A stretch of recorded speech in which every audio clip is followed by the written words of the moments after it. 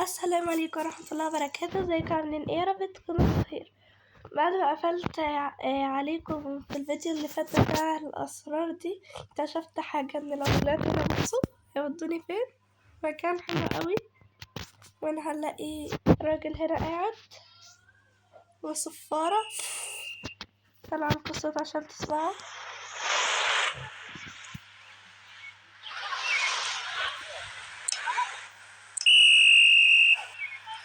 تكونوا سمعتوها. حط صوت بقى. بعدين هنتمشى كده، هنلاقي بنت برضه هنا كيوت وحاطة سان سكرين عشان الشمس. وهنا دي كده حاجة زي الزحليقة، وهتعرفوا الزحليقة دي شكلها تحفة قوي. هنا بقى ده كده في نار جديد. عايزة اخلي الدنيا بالليل واشوف شكل المكان ايه لو كان بالليل. واو شكله حلو قوي. والنخلة اللي ورا الراجل دي نورت، يعني منورة برضه الصبح بس ما كانش باينة. نيجي هنا بقى كده، في وضعيات كده ان هي دي خايفة ودي كده ايه مرعوبة.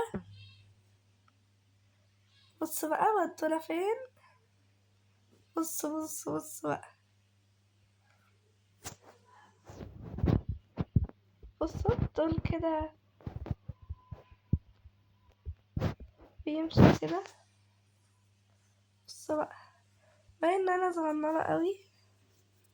هيوديني بقى في المكان اللي هو ده. هطلع تاني المكان ده وهنروح هنا ونتك على الوضعية دي او دي او دي. نتك على دي. بصوا بقى.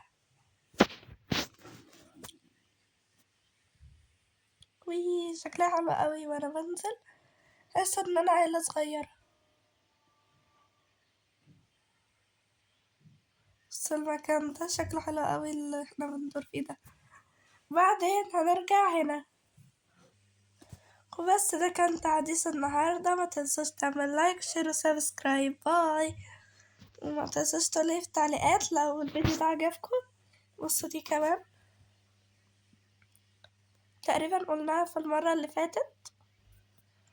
قبل اي حاجة تعالوا نروح ناخد صورة، والصورة اللي اتصورتها هي دي. باي.